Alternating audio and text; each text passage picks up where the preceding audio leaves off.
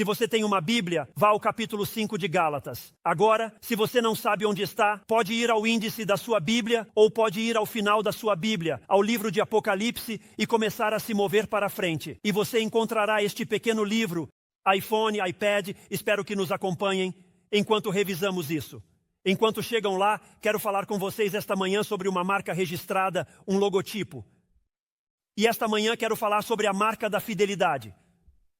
Mas, antes de fazê-lo, uma das coisas que fiz nesta série foi tentar mostrar algumas das marcas mais reconhecidas nos Iceniua. E realmente até em todo o mundo.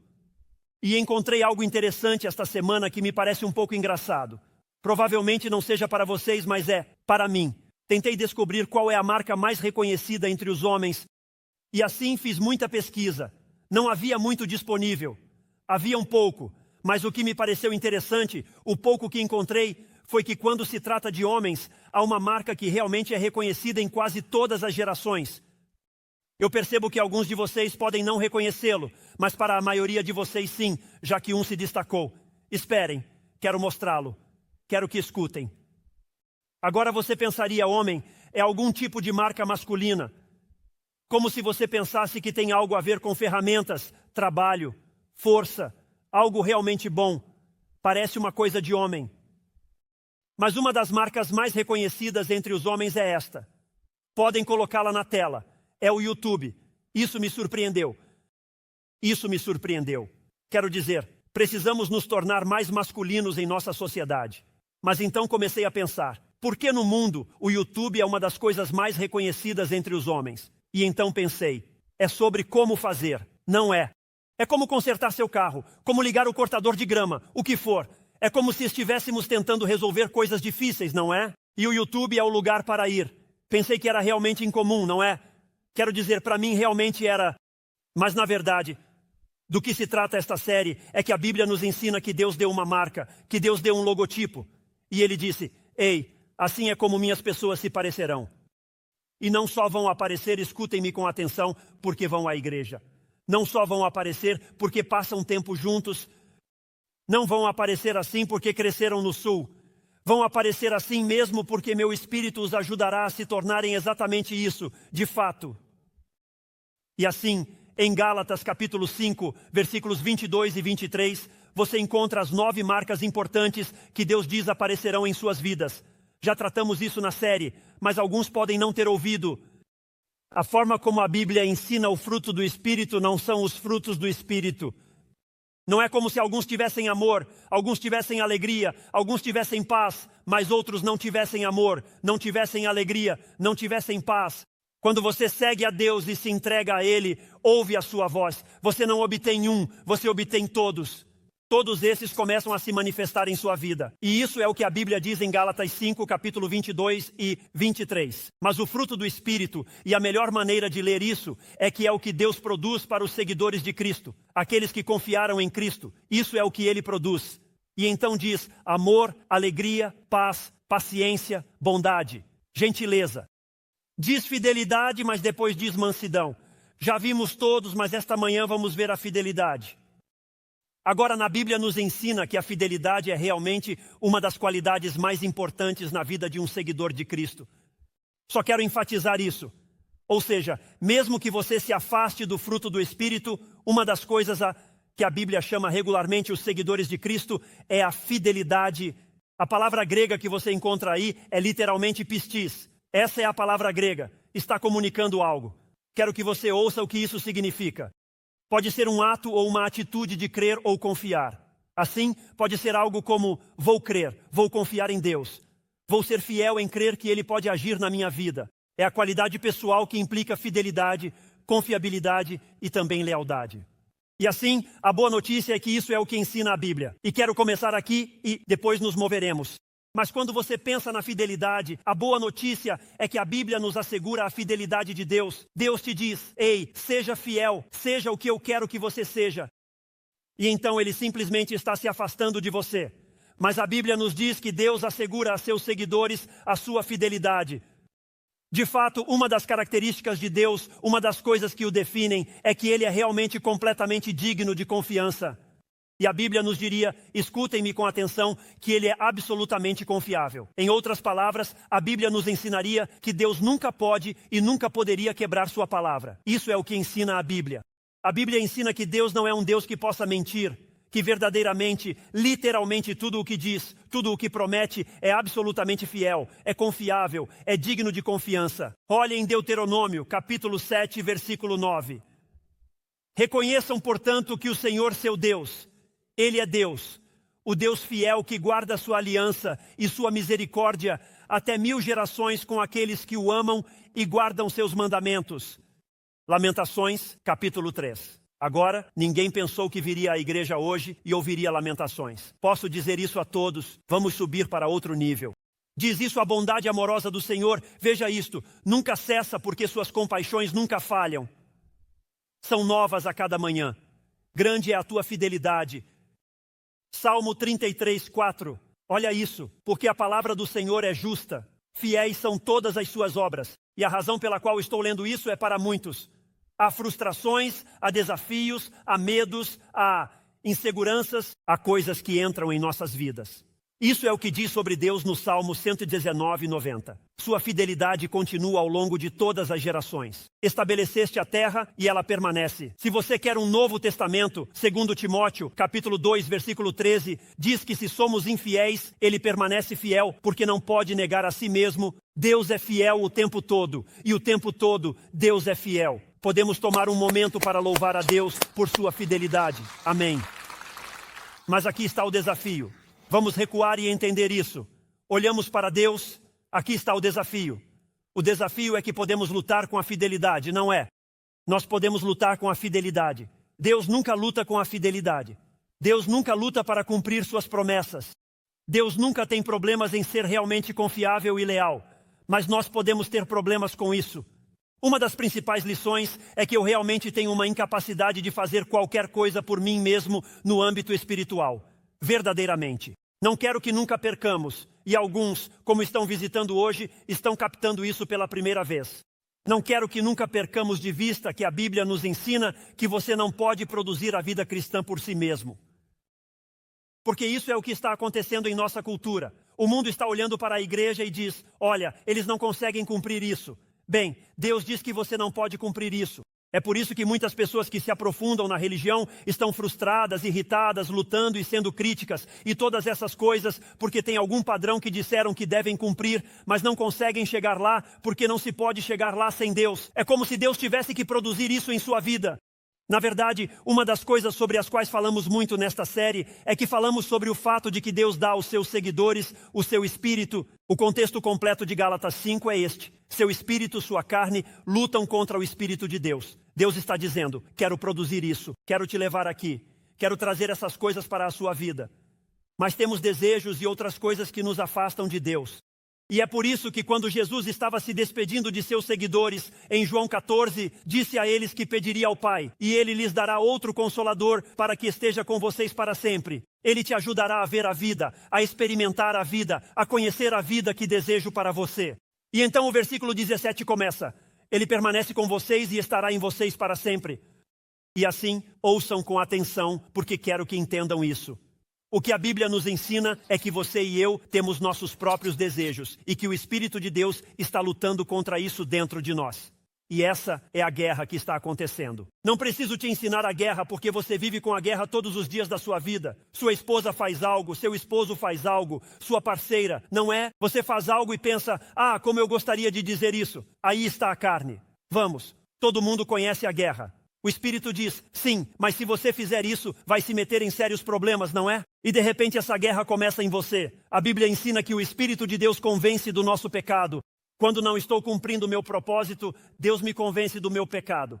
Ensina que Ele nos consola, ensina que Ele nos guia porque é fiel. A Bíblia ensina que o Espírito de Deus nos dá dons, que nos dá o desejo de obedecer a Deus, que nos capacita, que nos ajuda a entender a palavra de Deus. E Deus nos deu um ajudante para nos guiar em direção à fidelidade, para nos guiar em direção à marca registrada de Deus. E posso dizer a vocês, escutem isso, posso dizer a vocês esta manhã que, assim como lutamos para ser pacientes, e isso é apenas paciência. Assim como lutamos para ser amorosos em todos os momentos, assim como lutamos com a fidelidade e todas as coisas que estamos aprendendo nesta série, a Bíblia nos ensina que Deus é amoroso conosco. Ele é paciente conosco. E todos deveríamos realmente agradecer a Deus que tudo o que nos pede para produzir já está produzindo para nós na luta que enfrentamos na vida. E assim Deus sabe, escutem isso porque eu realmente só quero ajudar vocês. Isso realmente vai ajudar alguns de vocês. Precisam entender que Deus sabe que nunca vão entregar a perfeição. Deixe-me te ajudar. Seu pastor acabou de te dizer que você não é tão bom quanto pensa, não é? Mas a Bíblia ensina que você não pode produzir perfeição. Você não pode viver a vida cristã por conta própria. Muitas pessoas crescem e dizem, não vou à igreja porque há um monte de hipócritas. Um a mais não vai nos fazer mal. Digo isso porque a realidade é que nenhum de nós vai produzir perfeição. Somos aqueles que dizem que não somos perfeitos. Vamos precisar de ajuda para sermos melhores. Deus, ajuda-me a fazer o que tu me criaste para fazer. É disso que se trata tudo isso. Não podemos produzir a perfeição. Assim, Ele nos deu o Espírito de Deus para realizar esse processo. Na igreja, que chamamos de santificação, mas você poderia chamá-lo de correção, onde o Espírito de Deus te guia através da palavra, do povo de Deus e do ensino da palavra, todas essas coisas. E isso é o que a Bíblia nos ensinaria. Eu adoro o que diz Charles Spurgeon, uma das melhores citações que já li. A glória da fidelidade de Deus é que nenhum dos nossos pecados o fez infiel. Uau! Isso é verdadeiramente bom.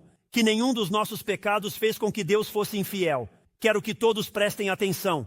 Vamos fazer isso muito cedo. Tenho a atenção de vocês e não a perco. Hoje estamos distribuindo presentes gratuitos pelo Dia dos Pais. Quando o serviço terminar, eles receberam algo quando chegaram, mas alguns poucos papais vão receber algo especial. Escutem-me atentamente.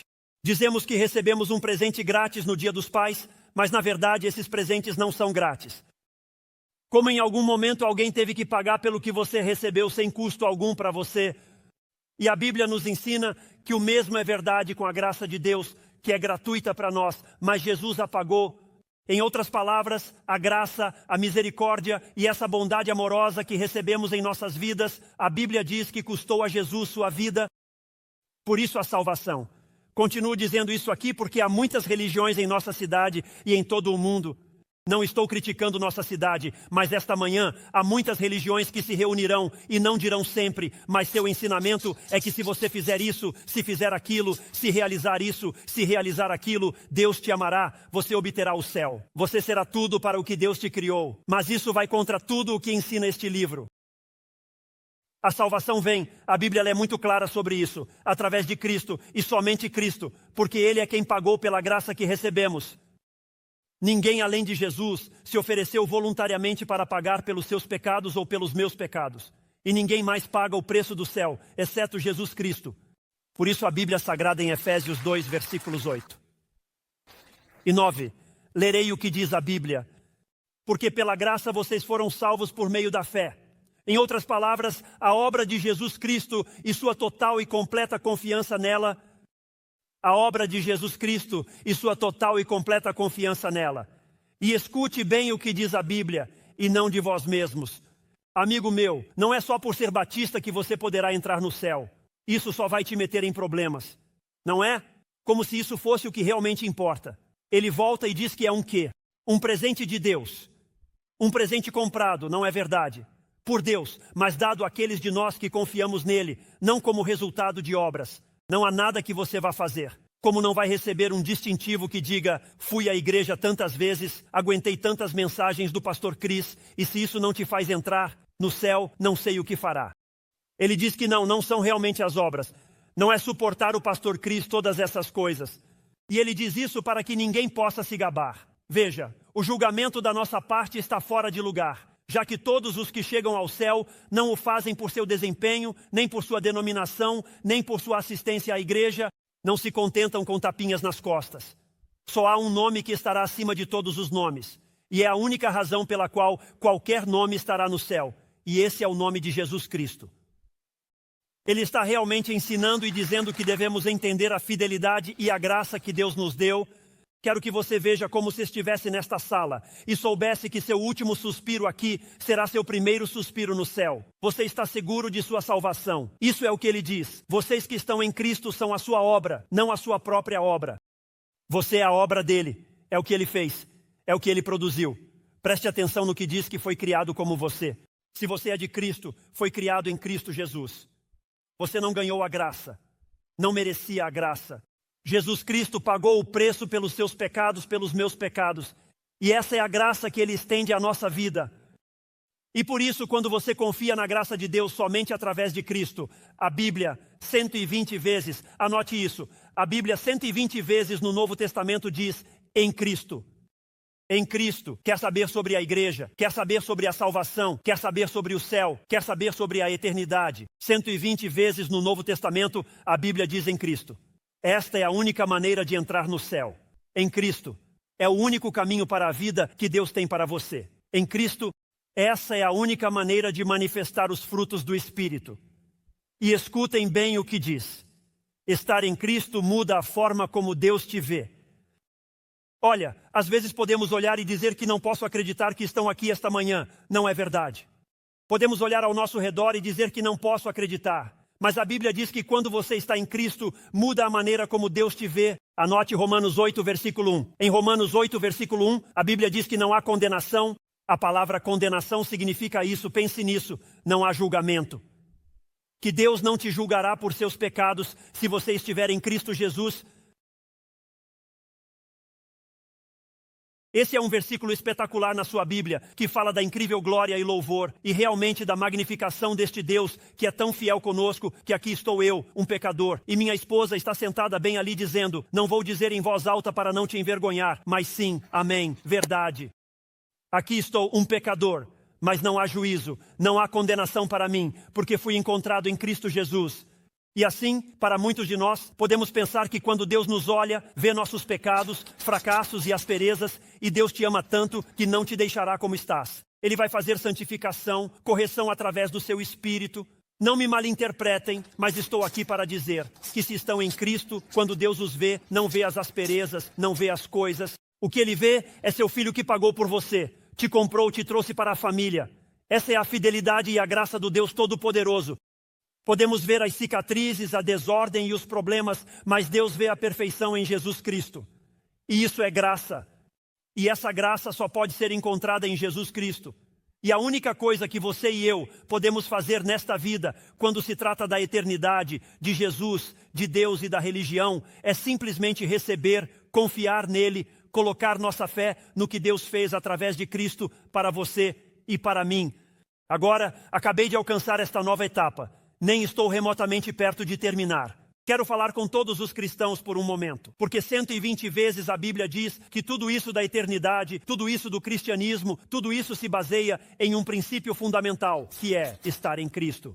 E assim, se você está aqui esta manhã e não tem certeza de que seu último suspiro aqui seria seu primeiro suspiro no céu, se você está online ou fora e pensa, não tenho certeza se o Espírito de Deus vive em mim, não tenho certeza se coloquei minha confiança no que Cristo fez pela minha salvação. E se você não tiver certeza, vou pedir a todos que, por gentileza, inclinem o rosto e fechem os olhos. Se você está aqui e sente que Deus te diz, isso não é você, você não está em mim, você precisa entrar em mim, você precisa confiar em mim. Rostos inclinados, olhos fechados. Se você está aqui e sente que Deus te diz que isso é o que você precisa para a sua vida, enquanto falamos sobre a Bíblia e a fé cristã, você poderia se aproximar dele agora mesmo. Quem invocar o nome do Senhor será salvo. Por que a Bíblia pode fazer essa afirmação? Porque a Bíblia pode te dizer que todo aquele que invocar o nome do Senhor será salvo. Porque a obra está terminada. O que Cristo fez por você está feito. Você apenas coloca sua confiança e fé em Jesus Cristo. A Bíblia é tão clara que todos nós já vimos. Todos nós seguimos nosso próprio caminho. Todos nós fizemos a nossa parte. A Bíblia ensina em Romanos 3:23 que todos pecaram e estão destituídos da glória de Deus. A Bíblia ensina que a paga desse pecado é a morte. Romanos 6:23. A paga do pecado é a morte. Mas o dom de Deus é a vida eterna através de Jesus Cristo. Quando você coloca sua confiança em Cristo, todo esse julgamento, toda essa condenação que Deus traria sobre sua vida por se rebelar contra Ele, foi eliminada, removida, lavada e limpa, graças a Jesus Cristo. Homem, se você sente que Deus está te chamando dizendo que você precisa dele, diria a Deus: sei que sou um pecador. Eu fiz isso em 27 de novembro de 1994. Hoje pode ser o seu dia em que você diga: Deus, sei que sou um pecador. Você pode fazer isso em sua casa. Deus, sei que sou um pecador. E hoje estou te pedindo que me perdoe. Eu creio no que Jesus Cristo realmente fez por mim. E hoje quero colocar minha confiança, minha fé, minha vida, minha eternidade nele. Quero confiar nele, no que ele realmente fez, no que ele conquistou por mim de verdade.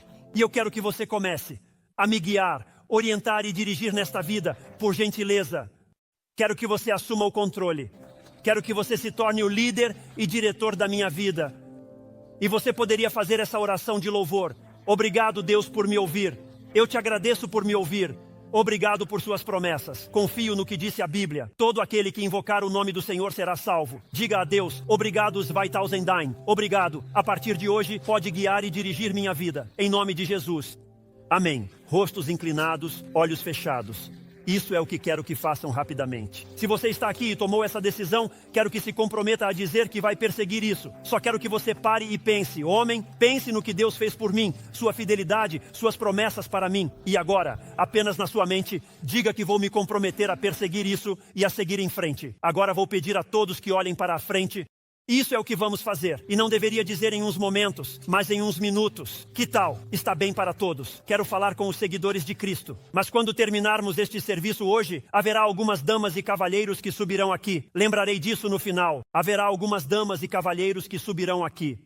Sei que estou desconcertando vocês, cristãos. Mas a realidade é que estes são os momentos mais fortes do cristianismo. Ao vir a Cristo, quero dar às pessoas uma oportunidade. Posso dizer o resto desta mensagem. Se você não conhece Cristo, isso não significa nada. Falamos da série sobre o fruto do Espírito. Se você não conhece Cristo, não tem o Espírito e nunca vai produzir esses frutos. Esta mensagem é apenas para os seguidores de Cristo. Dizemos a eles como obter o melhor, mas primeiro devem vir a Cristo. Você tem que confiar nele. Muitas pessoas vêm à igreja e aqui está o problema. Não conhecem realmente a Cristo. Não caminham realmente com Cristo.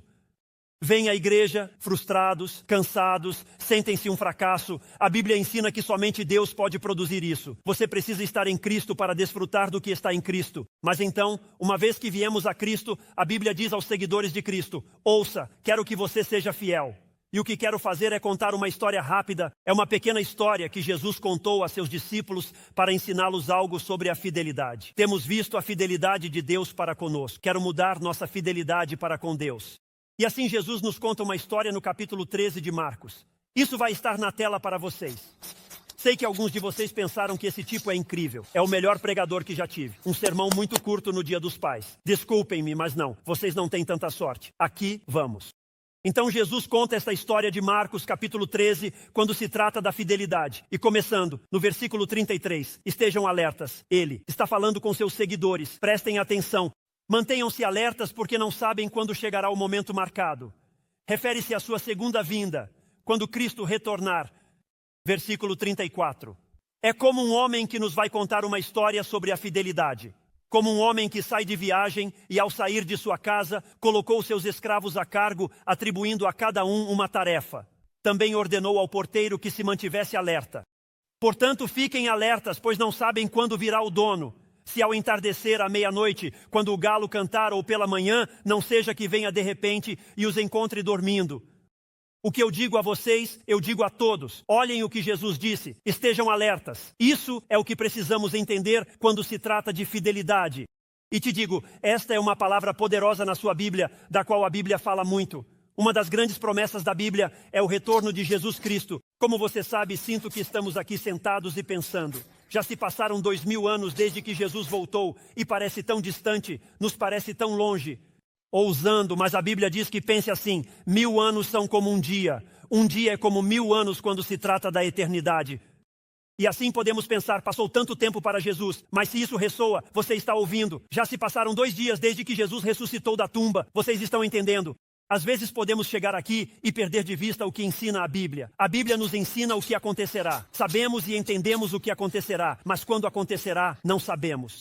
Na verdade, Marcos 13:32, veja isso. A Bíblia diz isso, mas daquele dia, quando Jesus voltar, a hora, ninguém sabe. Isso sempre me surpreende. A pior coisa que pode fazer é escrever um livro dizendo que Jesus retorna nesse dia. Deus dirá, não vou fazer isso nesse dia, certo? E como o dia que passa, como se você tivesse deixado de ser um gênio de Deus para se tornar um tolo. Todos bem, só digo, não façam essas coisas. Ele diz, o dia e a hora. Ninguém sabe, nem mesmo os anjos no céu, nem o Filho, apenas o Pai. Agora, por que estou ensinando isso? E porque acredito que esta é uma das palavras que se conectam. Todas se conectam. Deus quer amor na sua vida, alegria na sua vida. Mas a fidelidade é uma dessas que produz amor, alegria, paz, paciência, bondade, tudo isso do que falamos. Se a fidelidade não faz parte da sua vida, a Bíblia ensina que um princípio fundamental é o retorno de Jesus Cristo. Ele vai voltar. E isso é o que Jesus ensina. Digam amém se ouvirem. Ele está ensinando porque Cristo vai retornar. É imperativo viver cada momento da sua vida como se ele pudesse voltar hoje. No versículo 35, menciona até 4 vigílias. À tarde, à meia-noite, quando canta o galo, e amanhã. A tarde é das 6 às 21h. Então, quando ele diz à tarde, se refere a entre as 6 e as 21 Cessera. A meia-noite é entre as 9 e a meia-noite. O canto do galo é entre 12 e as Eraame, e 3 a Iraame. Amanhã é entre 3 e Iraame, e às 6 raios da manhã. E a lição é ouça. Posso voltar a qualquer momento. Posso voltar quando menos esperarem. Isso é o que você tem que fazer. Não se distraia, não se desvie, mantenha-se focado nisso. Aqui está a pergunta que quero que consideremos. Vou fazer 2 perguntas e vamos embora. A Bíblia diz que sabemos que Jesus Cristo vai retornar. Em outras palavras, pensem nisso por 1 minuto. Jesus Cristo vai retornar e ele diz, quero que meus seguidores vivam de certa maneira. E ele diz, quando voltar, quero saber como vou encontrá-los. Vivendo sua vida, perseguindo sua vida, a primeira coisa que Jesus apresentou, veja isso, vocês vão se emocionar. Ele literalmente perguntou, estaremos servindo. Você estará servindo os propósitos de Deus. Eu te encontrarei fiel, assim como eu sou fiel a você. Esse é o compromisso que eu fiz, mas eu te encontrarei fiel. E assim, no capítulo 13 de Marcos, versículos 34 e 35, esta pequena história impactante, Jesus diz que um homem que vai de viagem pode retornar a qualquer momento, é um tempo incerto. A imagem é óbvia. Jesus está dizendo que vai voltar ao céu, mas vai retornar. Quero saber como vou encontrar meus seguidores quando voltar. E quando ele foi, deu certas responsabilidades, deu certos mandatos a seus servos. Jesus diz, eu vou voltar, mas quando eu voltar, preciso que você faça 2 coisas importantes. Escute bem. Ele diz, preciso que vivam com a expectativa de que vou voltar. E preciso que vivam na sua ocupação, que é mais importante do que a ocupação que acreditam ter, porque sua ocupação aqui embaixo deve ser utilizada para a ocupação que lhes dei daqui de cima. É assim que deveriam viver. Entenderam isso? Só quero ter certeza. Ele dá essas atribuições no versículo 35, dizendo que atribui a cada um a sua tarefa. Pensem nisso, todos foram designados a uma responsabilidade. Eu acredito que como lidar com fidelidade e o fruto do Espírito é lidar exatamente dessa maneira. Precisamos lembrar que quando estamos nos desafios e nas adversidades da vida, Deus é muito, muito fiel conosco. Mas quando estamos nos desafios, dificuldades e adversidades da vida, temos uma missão chamada por Deus, responsabilidade de ser fiel a Ele. Jesus disse que havia um porteiro. Esse teria sido o guardião da casa, mas depois haveria aqueles responsáveis pelos terrenos. E ele diz, olha, eu tenho pessoas diferentes para trabalhos, papéis e responsabilidades diferentes. E a Bíblia nos ensina que você pode ir a Efésios e aprender isso. Você pode ir à 1ª ou 2ª de Tessalonicenses, por toda a sua Bíblia, por todo o Novo Testamento. Você pode ir e aprender que os seguidores de Cristo têm certos papéis e certas responsabilidades. Eu acredito nisso e espero que ouçam. Acredito muito nisso, em nossa jornada de vida em permanência. A 3ª aula que oferecemos fala sobre descobrir seu chamado. A última aula que oferecemos está focada em sua missão na Terra. Estão focados no seu propósito e no plano de Deus para a sua vida. As 2 primeiras aulas da jornada de vida em permanência te ensinam o que você precisa saber e crer. A 2ª te ensina como ser íntimo com Deus, conhecê-lo e andar com Ele. A 3ª e a 4ª são como o que eu deveria estar fazendo com a minha vida. E é disso que Jesus está falando. E eu tenho que te dizer algo, quero que ouça atentamente. Acho que muitos seguidores de Cristo diriam que não sabem o que devem fazer E, no entanto, Jesus está dizendo, você deve estar alerta com o que está fazendo. E muitos seguidores de Cristo diriam que não sabem o que devem estar fazendo. Esse é um grande problema se houver responsabilidade nisso. E assim quero que notem a expectativa no versículo 34. Vejam, ele diz que ordena ao porteiro que se mantenha alerta. A razão pela qual deveriam estar atentos era quando ele retornasse. Pense nisso. Este é Jesus, não sou eu, não é nossa denominação, nem nada disso. Este é Jesus. E ele diz, se você é um seguidor de Cristo, eu vou voltar. E isso é o que eu quero de você. Quero saber que você estará ocupado com seu chamado. E novamente, a pergunta surge para muitos seguidores de Cristo. O que eu deveria estar fazendo? Fico feliz que tenham perguntado, porque em breve direi a vocês o que deveriam estar fazendo.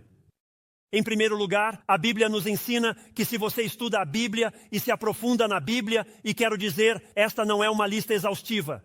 Não é uma lista exaustiva, é uma lista útil. Em primeiro lugar, a Bíblia diz que devemos ser amorosos. Não deveríamos estar assistindo Fox News e CNN e noticiários e estar em guerra com os liberais. De acordo? Sabia que isso não seria bem recebido esta manhã. Isso não é o que ele disse. Ele não disse que precisamos estar em guerra com os liberais, colocando-os em seu lugar. O que ele disse? Ele diz que devemos ser amorosos. Veja o que Jesus ensinou em Marcos 12:30. Perguntaram-lhe qual é o mandamento mais importante. E Jesus disse, ama o Senhor teu Deus, com todo o teu coração, com toda a tua alma, com toda a tua mente e com todas as tuas forças. E você sabe o que aconteceu depois. Voltou e disse o segundo mandamento. Dizia que o primeiro mandamento é incrível, mas produzirá o segundo mandamento. Você não pode estar vivendo o primeiro mandamento se não entende o segundo. E esse é que você deve amar o seu próximo como a si mesmo. O amor que devemos ter por Cristo, espero que estejam ouvindo, implica tudo o que somos, fazemos e temos. Isso é o que é o amor. O amor é tudo o que somos, tudo o que fazemos e temos amor por Cristo. Pense nisso. Afeta o que você vê, afeta o que você pensa, afeta o que você faz. Afeta onde você vai. Isso é o que Jesus está dizendo. Ele está dizendo que precisa que estejam atentos ao que realmente é a vida. E quero lembrar a todos que o amor é o sacrifício pelo bem-estar de outra pessoa. Mulheres podem me enviar e-mails para me agradecer mais tarde por ter dito isso no Dia dos Pais. Isso é o que é o amor. A Bíblia diz que mesmo sendo pecadores, Cristo morreu por nós. Essa é uma demonstração de amor. E o que foi essa demonstração de amor? Foi sacrificial. O amor é sacrificial. Isso é amor. O que Deus está dizendo é que você deveria reorganizar sua vida porque ama a Deus. Você deveria reorganizar sua vida porque ama as pessoas perdidas. Você deveria reorganizar sua vida porque ama a família da fé. Você deveria estar reajustando, reavaliando, refazendo a vida em cada âmbito. E isso deveria começar em casa e deveria ir subindo. Deveria começar na igreja e deveria ir subindo. Mas o que devemos estar fazendo neste tempo, neste momento, enquanto Deus observa para vir por sua igreja, é ser uma igreja amorosa. Amém, pastor? Obrigado por compartilhar isso esta manhã. Número 2, e às vezes não consigo convencer este grupo tão cedo. Apenas aplaudiram 6 ou 7, não sei porquê. Em segundo lugar, devemos estar orando. Estamos vivendo em um mundo onde muitos seguidores de Cristo só pensam nisso. E não estou tentando dizer que é uma mensagem dura para o Dia dos Pais, mas muitos seguidores de Cristo dizem que não sabem como orar. Sinto-me desconfortável com a oração. Essa é parte da nossa responsabilidade, segundo Deus. Devemos estar orando porque você não vai estar orando no céu. Você não vai estar orando no céu porque já o tempo terá terminado. E nesse momento já estaremos com Ele. Devemos estar orando agora mesmo. É o que ensina a Bíblia. Anote isso. Em Lucas capítulo 18, Jesus conta outra parábola. Não a contarei, mas em Lucas 18 ele ensina uma parábola. E faz isso em algumas ocasiões diferentes. Não é a única vez que ele faz. Sobre a oração persistente. Que Jesus estava dizendo, você tem que orar, orar, orar.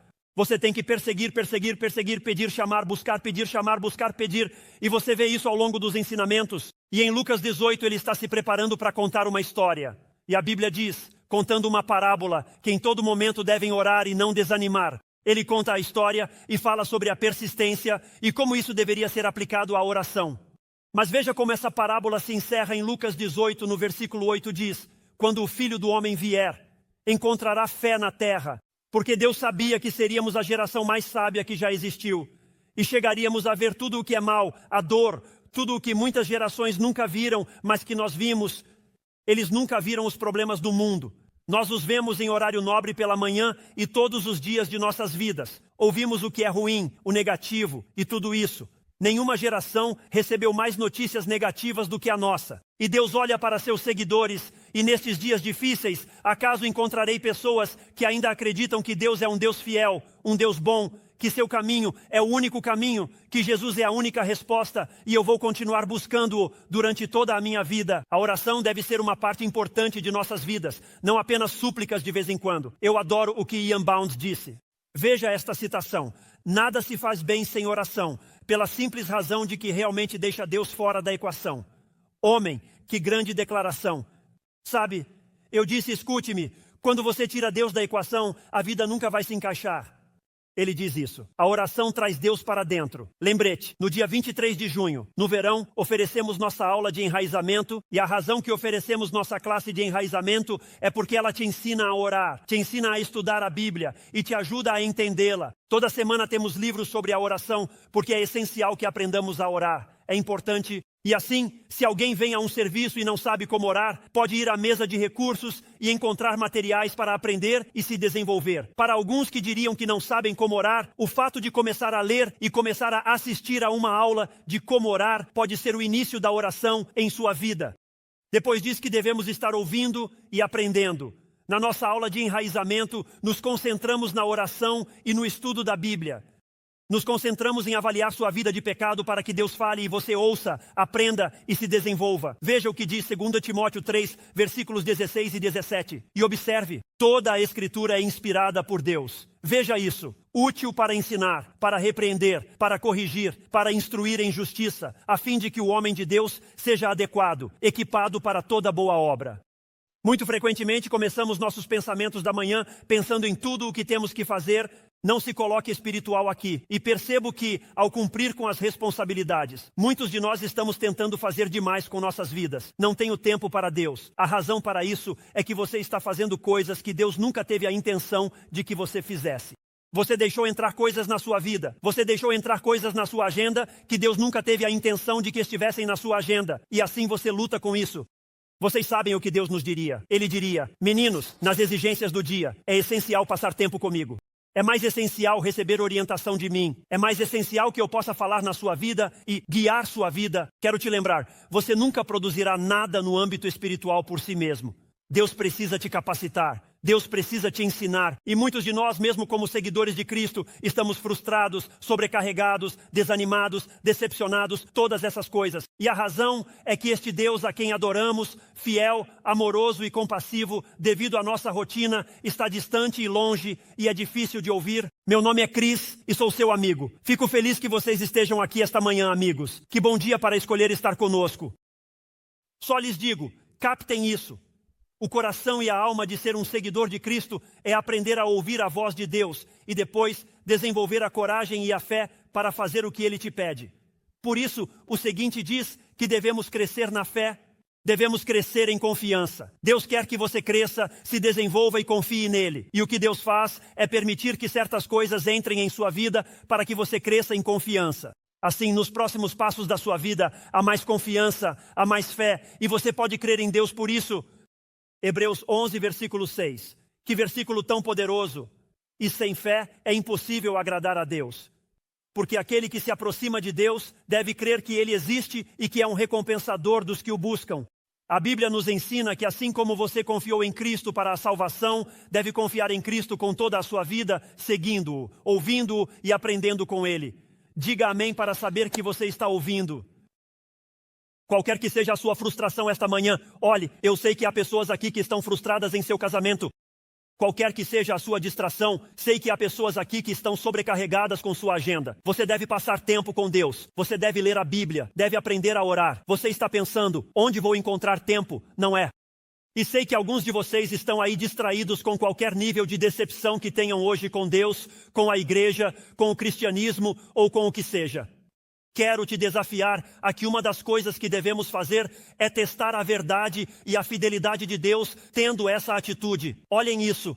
O que você precisa fazer é ajustar sua vida. Você tem que se levantar pela manhã e dizer: Deus, vou confiar em Ti para que me guies neste casamento e nas minhas finanças. Vou confiar em Ti para que me guies em todas essas áreas da minha vida. Confiarei em Ti para que me des força. E vou confiar em Ti para que me des a sabedoria para mostrar-me aonde ir, quando ir, como ir e todas essas coisas. Vou confiar em Ti para que me guies e me leves de onde estou para onde desejas que eu esteja. E quero dizer a todos que, enquanto caminham com Deus, escutem-me atentamente, porque eu experimentei isso em minha própria vida pessoal. Enquanto caminham com Deus, com essa atitude de oração, sua fé crescerá, sua confiança aumentará e suas orações terão um poder real. Isso é o que nos ensina a Bíblia. E temos um mundo lá fora que pensa que não está experimentando a Deus porque Deus não está se manifestando. Há muitas pessoas que verdadeiramente não estão experimentando Deus porque não estão se apresentando. Isso é o que precisamos entender quando você chega aqui. Quando você diz que vai levar os medos da sua vida, as ansiedades e as inseguranças da sua vida, todas essas coisas que te sobrecarregam, e vai a Deus, Ele começa a nos fazer crescer. O próximo passo é simplesmente fazer o que Ele nos diz. Em outras palavras, temos que obedecer. E assim você faz apenas o que Ele te diz. Em João 8, versículo 12, a Bíblia diz: eu sou a luz do mundo, aquele que me segue não andará em trevas. Quero dizer, não vai caminhar com medo e ansiedade. Não vai viver assim, porque não vai viver assim. Mas terá a luz da vida, terá a sua palavra, que é uma luz no meu caminho. Deus me dará direção. Em João 14, Jesus olhou para seus discípulos e disse: se me amas, farás o que te digo que faças. Se me amas, farás o que te digo que faças. Isso é ensinado na Bíblia. À medida que você fizer o que Ele diz, você produzirá o que Ele disse que produziria. Ele é fiel e suas promessas verdadeiras. Olha, seguir a Cristo requer fazer o que Ele diz para você fazer. Quando você faz isso, Deus começa a redirecionar os desejos do seu coração. Deus redireciona os desejos do seu coração. Escute isso, porque Ele fez isso na minha vida. Ele começa a te mostrar quão insensatas são algumas das buscas da sua vida. Ele dá sabedoria, entendimento e direção. E só quero lembrá-los, quero que me escutem atentamente. A Bíblia não pode tirá-los disso, está em tudo. Posso te mostrar. No Antigo e no Novo Testamento, o pecado sempre leva à perda. E o pecado sempre leva à morte de algo na sua vida. Pode ser a morte de um relacionamento, pode ser a morte de oportunidades, pode ser a morte de bênçãos. Por isso Jesus se posicionou, olhou para as pessoas e disse: o ladrão vem para matar, roubar e destruir, mas eu vim para que você tenha vida e a tenha em abundância. E se ignorarmos Deus e não fizermos o que Ele diz, escute o que Deus fará. E homem, estou ensinando isso apenas para te mostrar que é aqui que sua vida precisa começar a perseguir a luz desta série. Mas se não fazemos o que Ele nos diz e somos seguidores de Cristo, já lhes disse o que o Espírito faz. O Espírito convence, Ele dirige, Ele guia. E se você é um seguidor de Cristo e não segue a voz de Deus, direi o que Deus fará. Não estou dizendo que Ele causará dor, mas permitirá. Não estou dizendo que Ele causará dor, mas permitirá. Permitirá o desamor, a dor e os problemas na sua vida, mas com o objetivo de te corrigir, para que você veja que isso não é bom para você, isso não é o que Ele tem para você, isso está te prejudicando e está te chamando de volta a Ele. É a lição das Escrituras. Sempre é melhor obedecer a Deus, porque Ele é a fonte de todas as coisas boas. Isso é o que a Bíblia nos ensina. Aqui vamos, próximo, devemos estar compartilhando. Quero falar primeiro com os assistentes regulares e também com todos aqui presentes. Precisamos estar compartilhando Mateus 28, versículos 19 e 20.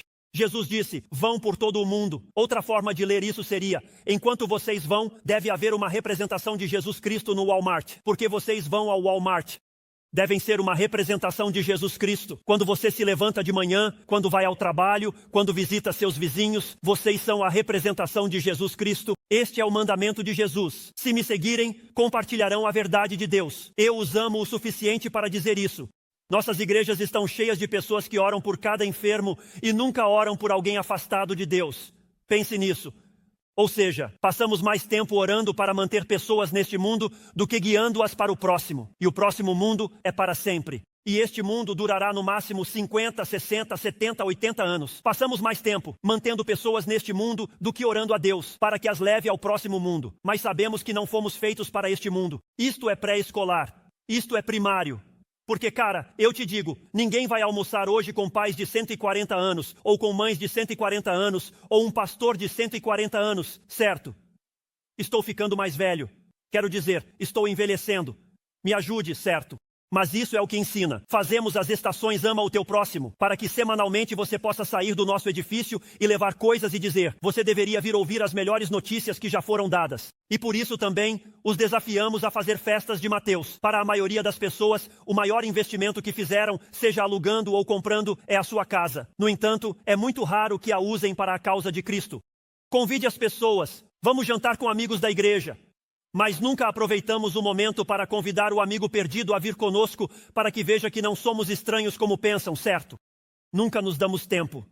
Bebemos 15 xícaras de café em um dia e nunca tiramos um momento.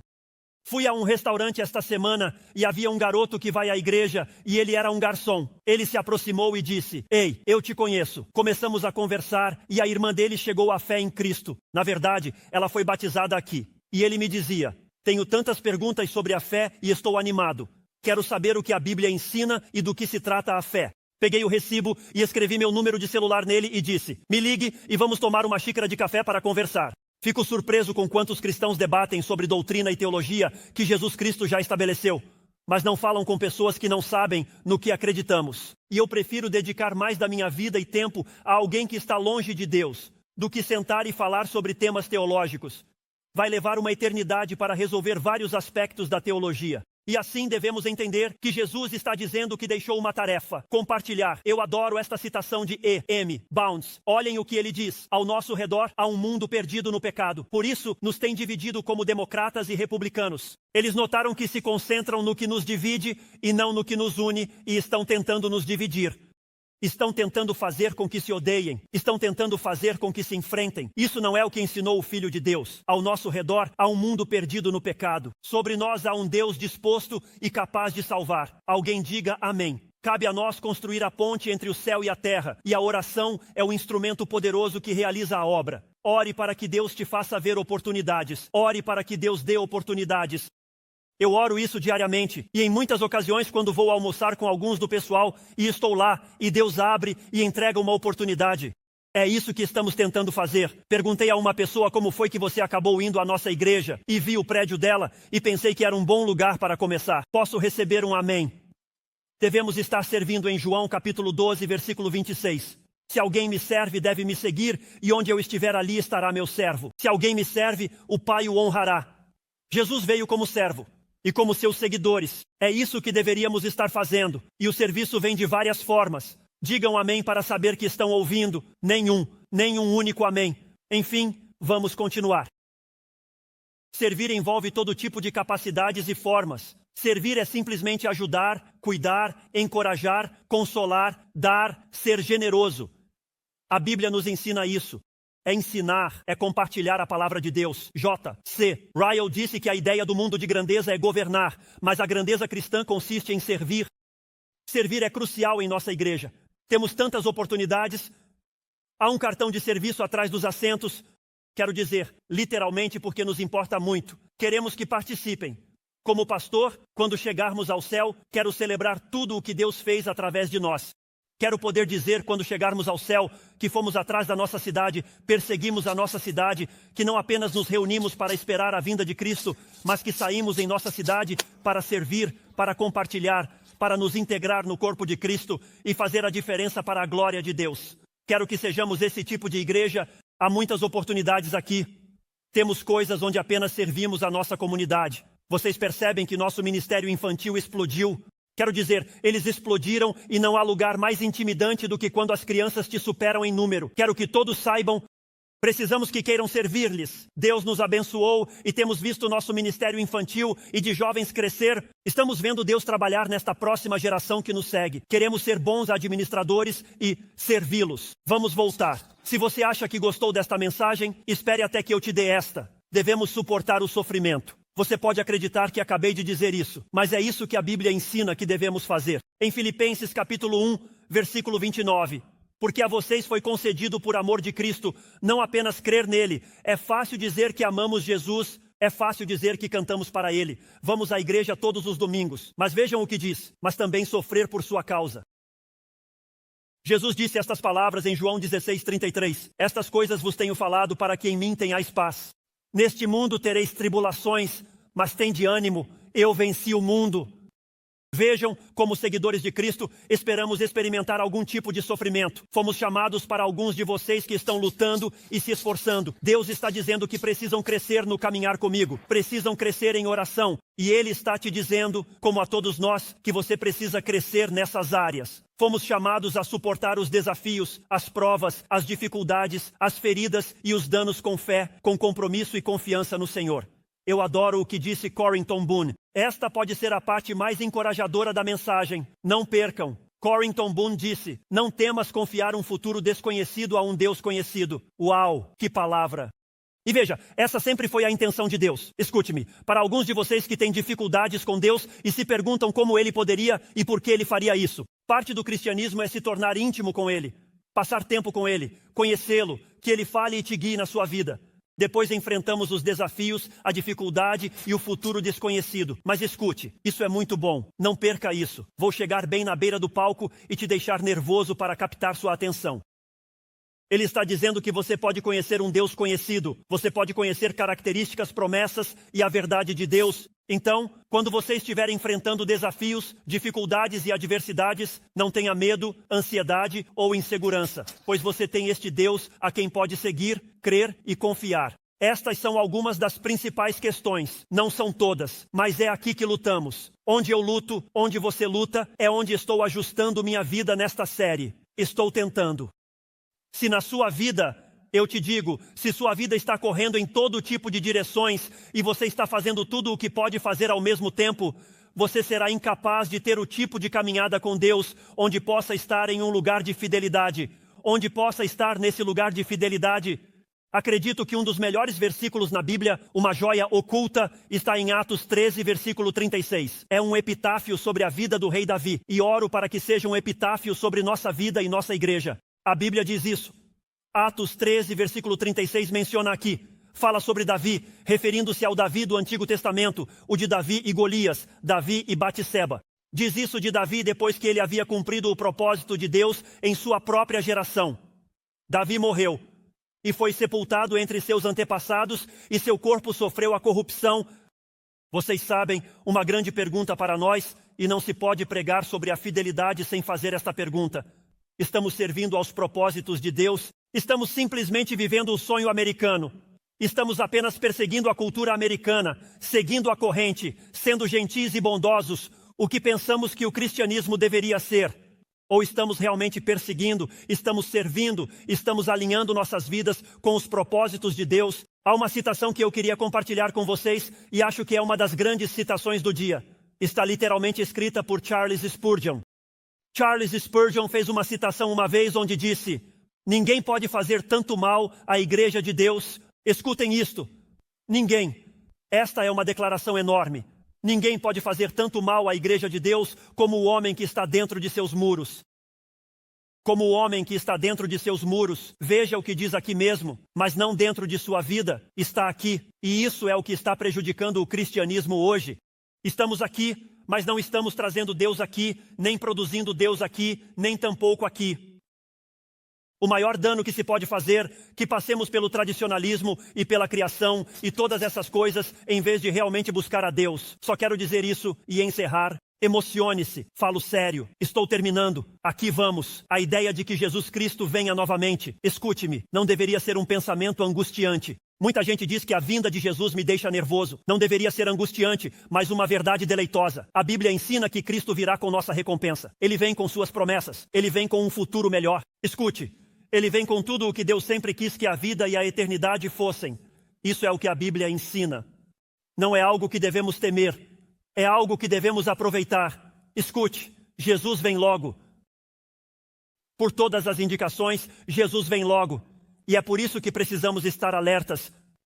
Sabe, eu imagino que todos aqui já fomos ao cinema, certo? Quando você vai ao cinema, eles fazem algo que me incomoda. Eles fazem aqueles trailers de novos filmes, certo? Então você se sentou para assistir seu filme, mas há muitos trailers. Primeiro este filme, depois aquele outro. Sabe o que está fazendo? Senta e vamos. Faço isso. Estou vendo esses trailers e penso que não quero ver isso. Como se fosse algo de terror. Minha esposa diz não, obrigado. Ela está fazendo isso e é apenas um trailer. Você está assistindo e pensa que não quer ver isso. Não quero fazer parte disso. Depois mostram um e você diz que não pode esperar isso sair. Alguns de vocês, suas orações são: Senhor, não me deixe morrer antes que saia o último de Guerra das Estrelas, né? Ajuda-me, Jesus. Quero ver o que acontece no final. Depois o que eles fazem nos trailers, porque querem vendê-lo, é colocar as melhores piadas, a melhor cena de luta. O momento mais dramático, porque estão te prendendo. Você quer fazer parte disso? Você quer gastar 80 ales para ver um filme? Eles te pegam com isso, não é? mas a esperança deles é motivá-los a sintonizar. Ouçam-me, pessoal. Esta manhã, um grande espetáculo chegará ao noroeste do Arkansas. Um grande espetáculo chegará aos Iowa da América. Um grande espetáculo chegará a este mundo. E a Bíblia diz que Deus é quem produziu tudo. O Espírito Santo é quem o dirige para onde precisa ir. E Jesus é a superestrela que nos comprou a cada um o perdão nele. E a Bíblia diz que não é uma produção pequena, é uma produção mundial. E Jesus está dizendo que enquanto esperamos por esta produção, enquanto estamos alertas a isso, Deus te deixou a você, Deus me deixou a mim. Deus deixou nossa igreja no noroeste do Arkansas para fazer um avanço da atração que vem. E assim, sua vida e minha vida devem ser uma vida de fé e confiança, onde as pessoas comecem a dizer: homem, te digo, quero um ingresso para o que ele está fazendo. E então podemos dizer: ei amigo, o melhor da nossa produção é que não te custará nada. Seus ingressos já foram comprados e o nome dele é Jesus. É disso que se trata. Isso é fidelidade ao que Deus nos chama. Estou agradecido. Permitam-me orar por nós. Pai, fala aos nossos corações, por favor. Estamos vivendo em dias muito difíceis. Há muitos corações feridos e em busca hoje presentes sem pensar em quem está lá fora. Você é um Deus fiel, um Deus confiável, um Deus de promessas que não pode mentir. E assim, Deus, ajuda-nos a ser um povo de fé, um povo de confiança, um povo atento e focado em Ti. Ajuda-nos a estar alertas. Deus, peço pela minha vida, por cada vida aqui, que sejamos uma igreja fiel que se preocupe com a importância das coisas para as quais nos chamaste a fazer, para que tenhamos o impacto para o qual nos criaste para a Tua glória. Que celebremos eternamente o que fizeste em nós e através de nós nesta cidade. Oramos em nome de Jesus. Amém.